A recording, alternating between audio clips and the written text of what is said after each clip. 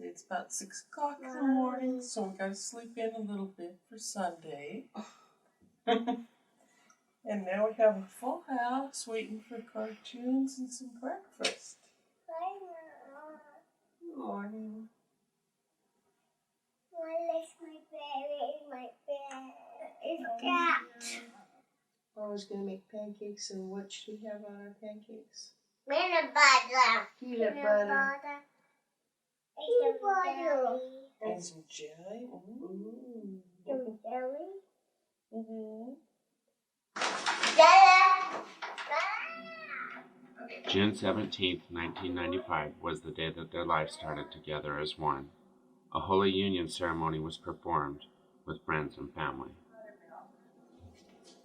Should we put one? A few years later, Susan and Tonya started thinking about having children. They knew a child would change their lives, making their family complete. Okay, I got the flour in it, Hunter. So we ended up basically looking from a list, and we received from a cryobank. We researched. And a cryobank is where they hold frozen specimens of eggs and embryos and sperm, and along with criteria for the donors and what those people are like and what their health history is like. And it's quite a process to go through what traits are important to a family and what's not so important. Okay, you can help me mix it up, okay? Alright. Careful, no, get your hands out of the peanut butter. You are doing such a good job. Okay, just mix it up.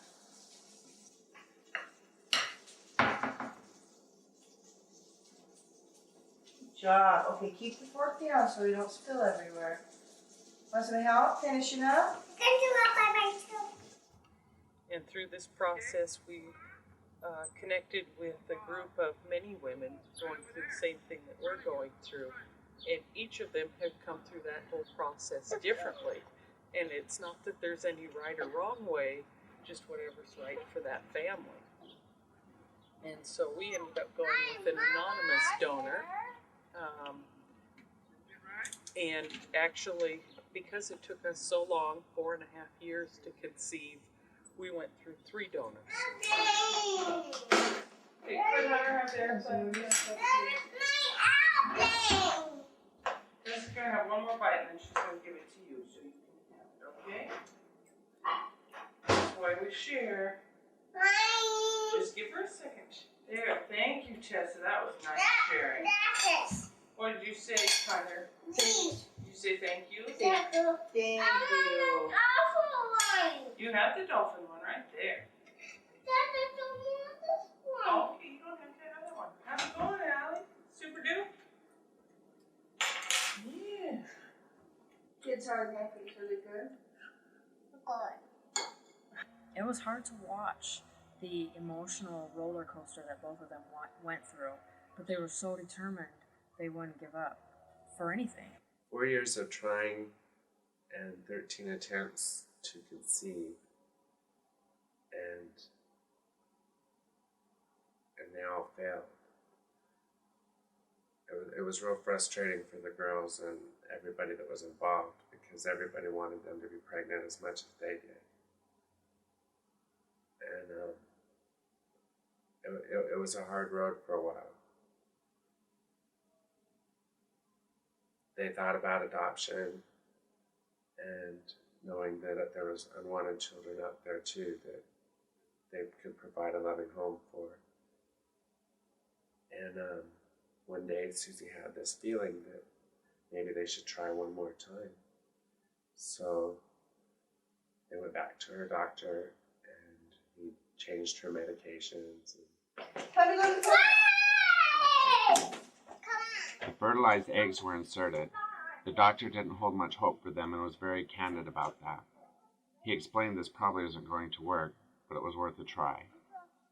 After Susan's blood was drawn, he called them at home and said, "Congratulations, you're pregnant." He explained Susan's estrogen levels were off the charts and there's definitely more than one. A short time later, they discovered Susan was carrying triplets. Everybody find a seat. You know, it's not that they necessarily want to be role models for anybody in the community with regards to starting a family, but I think their experiences could shed light on others that have gone through the same frustration and felt that they should give up. Because Tonya and Susan are the perfect example of just when you think you're about to give up, that's when, you know, you find out the best news of your life. And so we come to find out that the happiest day of our lives after all this time is also the most difficult day of our lives because of Susie's condition and her age and the difficulty. The doctor highly suggested that we should have a reduction, which means that he thought that we should make one or more of the babies go away. And Susie and I are both very loving, caring, spiritual people, and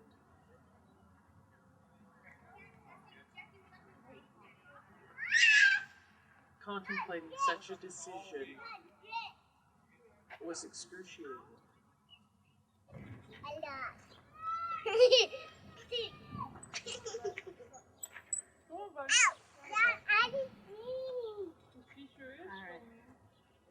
I'm Auntie Steph, and these are my nieces and nephew, the triplets, and I think they're wonderful. And I suppose you couldn't ask for better nieces and nephew, or a better sister, or sister-in-law. And it shows how much they care and how much they love, because the kids are so happy all the time. Woo!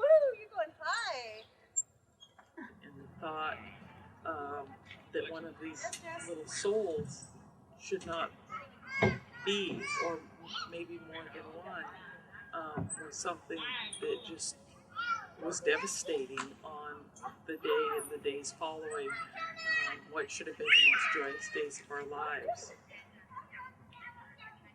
And then we met the doctor, the OB/GYN, who was to see us through the pregnancy, and a multiple specialist. And he said, even though Susie had all these risk factors, and there are always risks with this many multiples, he thought that we could make it. We were so excited when we got the news that Susan was finally pregnant, or that they were finally pregnant.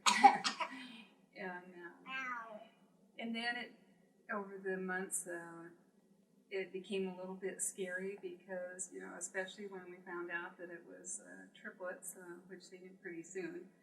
And the doctor gave them literature to read, and it all the different things that if you make it this many weeks, then there's less risk. And so, you know, as each week would go by, we'd all kind of sigh a little deep sigh of relief and hope to make it through the next 2 or 3 week session. And then when she ended up on bed rest, it took everybody in the family to you know, keep her well fed. She had to be on a high fat, high protein diet, and so Tonya had set her up in the morning with sandwiches and food for the morning part, and then we'd come down and do the afternoon and spend some time with her and try and get these babies to grow as big as they could, and we were a little tired. Well, don't pinch your ear. She pinched in your ear. A lot of people really were praying for these little spirits, and we felt that they chose us and that they wanted to be here.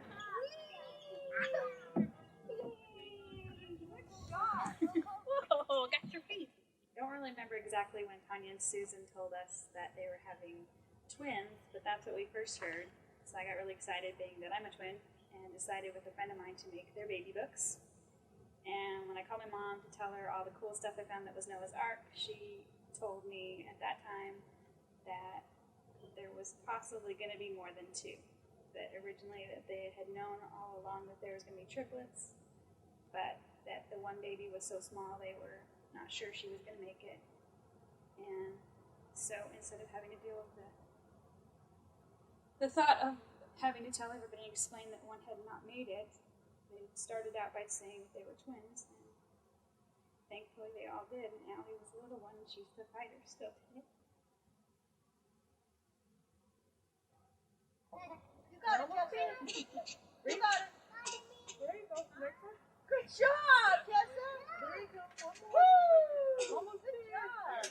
You did it. Okay, let go. So one of the neatest things about having multiples in a high-risk pregnancy is that you get to have ultrasounds almost all the time. And so we got to watch the progress of our children. And from about as soon as possible, we knew that the genders of 2 of the babies, which were dubbed baby A and baby C, so that we could track the progress where they were in Susan's stomach. But we didn't know who baby B was. And baby B was very shy for several ultrasounds, and we dubbed that baby B Surprise. And so the one thing that really stuck in our minds about that baby was the jump, jump, jump, jump, jumping, always jumping. She spent the last 3.5 weeks of the pregnancy in the hospital, and there started to be some concern. First, for our little guy, that he might not be getting enough nutrients. And so they started talking about setting a date, and then that sort of subsided. And it's amazing the equipment that they have available so that they can come and do all the testing in the room without moving Susan, and do almost all of it right there so that she could just stay flat down and keep those babies safe and healthy. A few days before we actually had the kids, something happened with one of the little girls, and they felt that she had stopped growing. And up to this point, everything had been just really almost picture perfect, much better than they expected for Susan's age, carrying multiples, those types of things. And again, I credit so much of that to Susan just doing exactly what she was supposed to, even though that was so hard to eat that much and stay perfectly still. I mean, that's just a tremendous credit to the amount of love and dedication she has as a mama to put herself through that. Yeah, I remember that one time I thought my friend Chad was supposed to come up and visit me, and I had fallen asleep, and I guess he had shown up, and I had been on my side with my back to him when he opened the door, and I had rolled over, and he literally gasped because all I could see was a big belly coming over the top of the covers. But yeah, oh boy, we had some trying times. You get to a certain weight, and your body believes that it is time to deliver, and that's why we had all the false labors and all the times that we had to go back to the hospital. And the last time was really hard for me because I knew I wasn't coming out. I was going to have to stay in the hospital until we delivered. Tell them about the cable guy. Oh, the cable guy. So we go in that last time, and I'm waving hello to everybody because I know all the nurses and everybody, and they're happy to see me. And they put me in this other room while we waited for the other room to become available. And the TV had been in maintenance standard, and the cable guy shows up, and I'm sitting there with Tonya, and she's holding my hand, assuring me that it's going to be okay. And the cable guy walks in, and he looks at me and he goes, "Impressive belly." Because, I literally could not touch my belly button. It was way out here. And maybe you'll see pictures of that later. And we actually had 2 delivery rooms and 27 people to assist with the delivery of our 3 children. It was a sight to see. The children each had their own physician. We had our primary physician for the children. Susan had somebody for her. There were nurses for everyone. There was even a nurse for me. She had a nurse for herself, just in case, you know, the excitement got to her and she fainted or something. But there were so many people in the delivery room that they actually had a separate room set up for once the kids came to do maintenance for them and do things that need to be done right after the little ones are born. And so they opened Susan up, and she just was smiling and happy, and out pops little Allie, which is the one we were worried about, and she's got one eye closed like a little pirate, and she's smiling. And they said, "Here's your daughter, and she's perfect." And so she was okay. And they hand her off to her physician, and off they run to the next room. And about a minute later, here comes our little surprise, which is Tessa. And She's a girl. And she's a girl, and she has all this dark hair spiking up. She's so beautiful. Just perfect. Just perfect. And then a couple minutes later, they pull out our handsome Hunter, and he's stuck up under her ribs. I mean, you can imagine what cramped quarters this is with 3 full-term babies and everything that goes along with it. He's all sideways, all tucked up under my rib cage, so it took him a couple minutes to reach in there and get him. But To end up with these 3 beautiful babies out of that is just unbelievable. And we just thank God for that, and for the love and respect that the doctors had with Tonya and Susan and at the hospital, the nurses and the doctors. They couldn't have been more respectful and glad. I mean, when they were going to come home from the neonatal intensive care, I'll never forget them saying, "These babies are going to a loving home with a loving, supporting family to help raise them, and we don't always see that." And I thought, how true. Not all babies are wanted, but these babies were wanted and still are, and we just love them.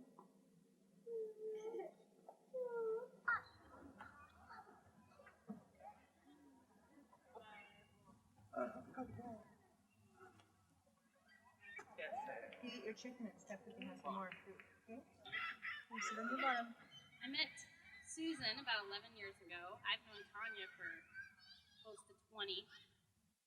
Seeing those 3 babies for the first time was amazing. And, you know, it was amazing when we all drooled over the pictures from the ultrasound. But these were the real thing. And, you know, we all helped out when the babies were born and, you know, tried to take turns and come and watch him so that Susan could get some sleep.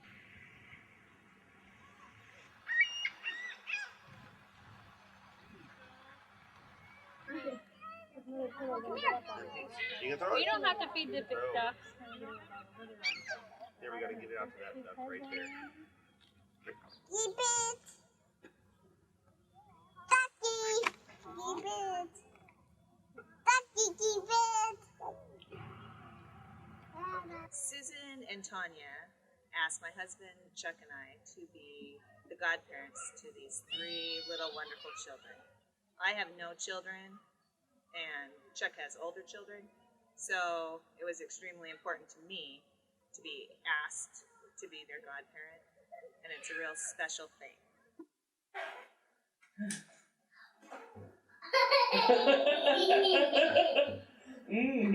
Bubble, goodness.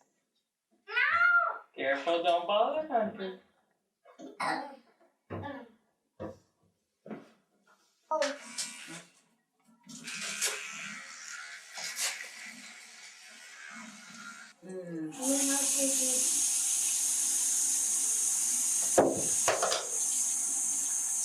What's this? Hey there, Turbo, turn that water down a little bit. Turn the water down a little bit, please. Thank you.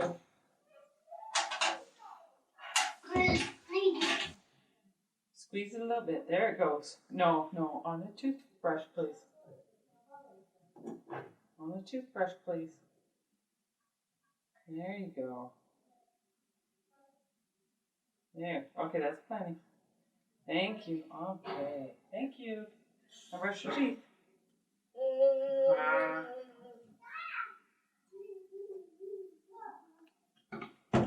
You ready, Tessie? You want some toothpaste? No toothpaste? Mommy. Okay. There you go. Don't forget to get the ones in back.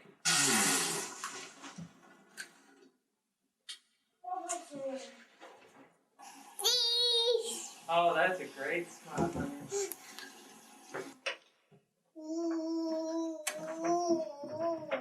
But I think for everybody, it's been amazing to just be there and be a part of their lives and watch them grow from little teeny babies on up to taking their first step, on up to trying to figure out their language that they spoke to one another. We couldn't understand it, but they could. Into, you know, here they are almost 3 years old and you can understand every word they say. So it's just amazing, and they are so smart. They are such smart little kids.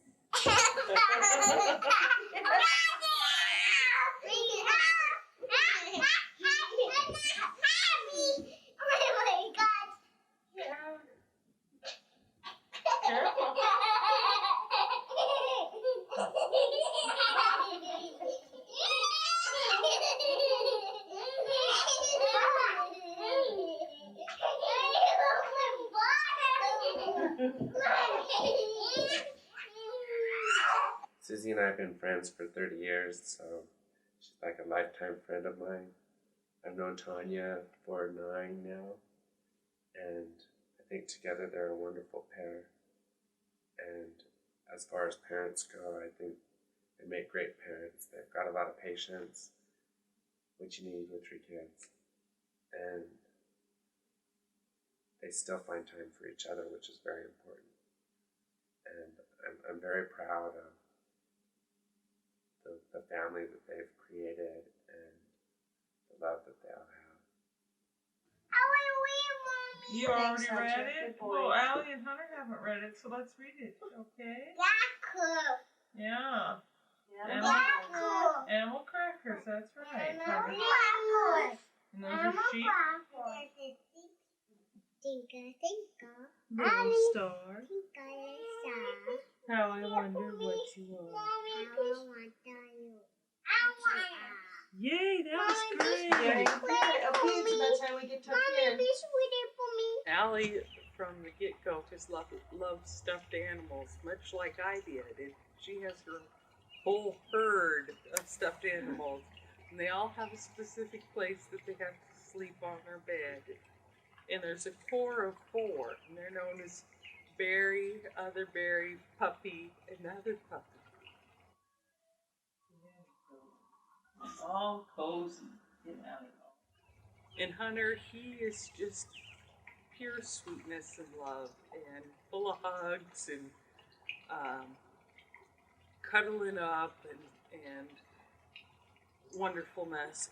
But he has to go all the time. He's just a busy man, and anything that you can figure out how it might work, he's messing with it. And Tessa, she's the baby bee. We didn't know if she was a boy or girl for a long time. She's the one that was always bouncing. She's the acrobat. She's the daredevil. She'll dive off of something or jump and do somersaults, and she isn't afraid to try anything. When we found out we were going to have triplets in our family, this was pretty much of a big joy for us.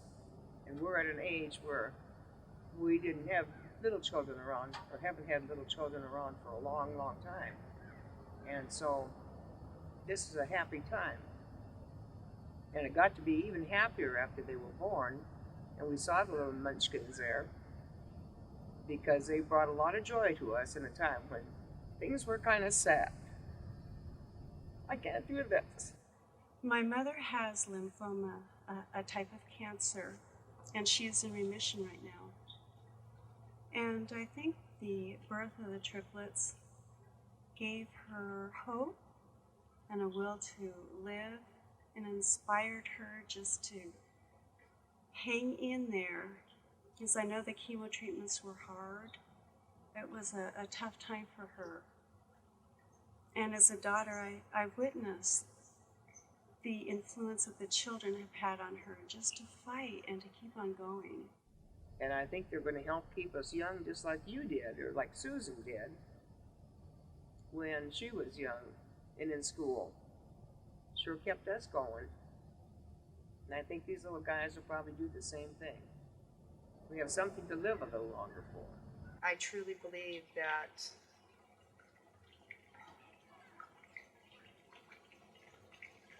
if it were not for the pregnancy, my mom would be alive now. She is just a changed person, and she loves everyone so much more now. Thank God for that. And our little Allie is named after her, and they have a special Yeah. bond right Yeah. from the beginning. Allie is her grandma's girl, and you know, you couldn't have prouder grandparents, I don't think. Once those children were born, it made all the difference. It made all the difference. It did make all the difference.